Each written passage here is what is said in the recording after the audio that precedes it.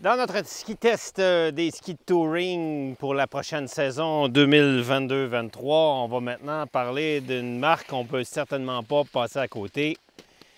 Les Dynafit Free 97. Dynafit qui est peut-être la compagnie qui a le plus focusé dans son ADN et dans tous ses produits sur la rando, que ce soit au niveau des fixations, des bottes, des skis et même des vêtements. Dynafit à l'époque avait déjà fait des bottes de course. C'était une marque de chaussures de course. Et maintenant, ça concentre exclusivement sur les choses de rando et de ski free ski. Ici, le 97, c'est avec beaucoup d'enthousiasme que j'étais content de mettre la main dessus et de tester parce que j'ai déjà eu la chance de monter avec beaucoup d'aisance tremblant avec des Beasts, qui étaient 99, je crois, de largeur.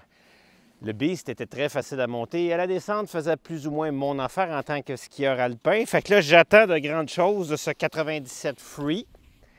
Et je dois tout de suite admettre que pendant qu'on peut enlever déjà une première peau, d'abord les peaux Dynafit, c'est exceptionnel. Comment est-ce que c'est simple, qui se clip à l'arrière déjà. Après, on les met sous tension et c'est en haut que la tension est et non pas en arrière. Le ski est fabriqué avec du peuplier, avec des renforts de carbone, ce qui déjà annonce de bonnes choses. Ces renforts de carbone, on les voit à travers le cosmétique. Et s'il y a une chose même, le ski est quand même très puissant pour mon poids à 180 livres. J'aimerais ça essayer une taille plus grande pour voir si je serais plus à l'aise de le plier plus facilement.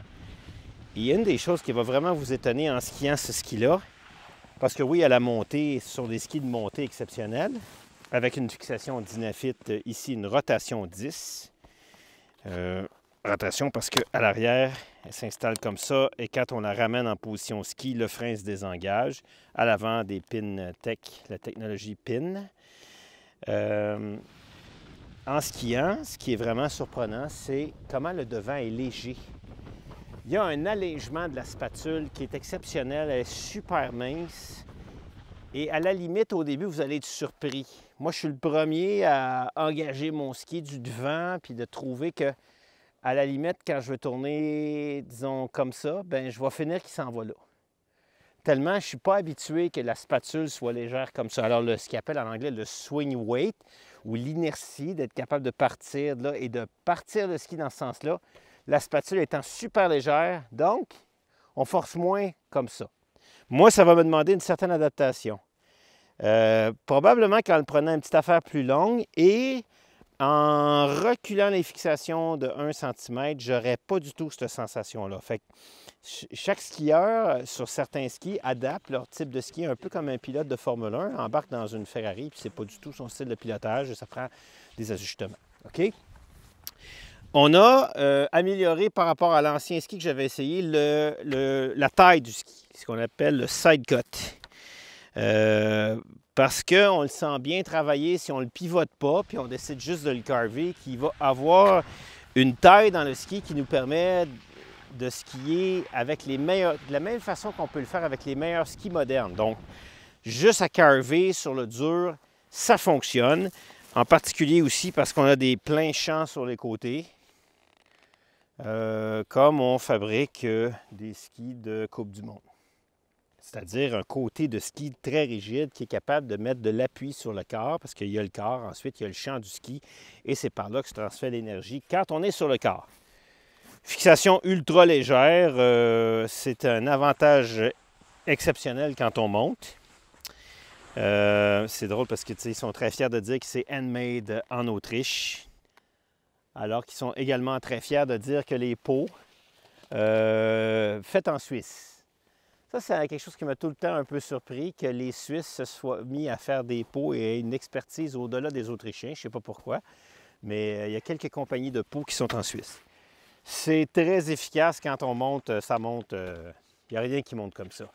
Dans le sens où est-ce que l'adhérence de la peau, la légèreté du matériel. Alors, la vraie question, c'est si je suis un skieur alpin qui fait plus de descente que quelqu'un qui fait juste de la montée pour faire de la montée, est-ce que je suis satisfait avec ce ski-là? Et la réponse, c'est oui, une fois que je me suis adapté à cette fameuse légèreté-là. Parce que la légèreté dans ce sens-là, c'est vraiment cool, on peut faire ce qu'on veut. Moi, personnellement, je le prendrais une taille plus longue pour être capable de moins tourner comme ça quand je ne lui demande pas. Il est comme survireur, comme une voiture que le devant part trop. Là, l'arrière, OK? On appelle ça survireur. Le 97 se fait, là, il est à 19 mètres de rayon pour un 177. Évidemment, quand on agrandit le ski, on va avoir un petit peu plus de rayon. Il se fait en 97 pour les femmes, donc moins rigide, moins raide. Et après ça, il va se faire aussi seulement chez les hommes dans le 107 pour quelqu'un qui veut plus de largeur, plus de portance, qui voyage peut-être un petit peu plus. Alors, quelqu'un qui se tiendrait ici, dans la région de Tremblant, ou Sutton, ou Mont-Offord, 97 de largeur, c'est amplement pour monter.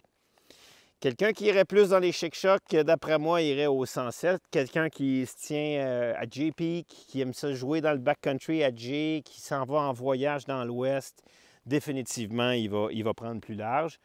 Après ça, il y a d'autres skis chez Dynafit pour la poudreuse. Il y a les Blacklight, on testera aussi ce ski-là un peu plus tard, qui pourrait s'adresser à quelqu'un qui fait plus de la poudreuse dans l'ouest et qui voyage, qui va à Revelstoke, Rogers Pass et tout ce domaine-là qui est en arrière du backcountry canadien ou encore aux États-Unis, Jackson Hole, etc. Donc, super positif, le Dynafit Free 97. Je pense qu'il n'y a pas beaucoup d'erreurs à faire quand on s'en va là, si c'est le ski qui vous convient.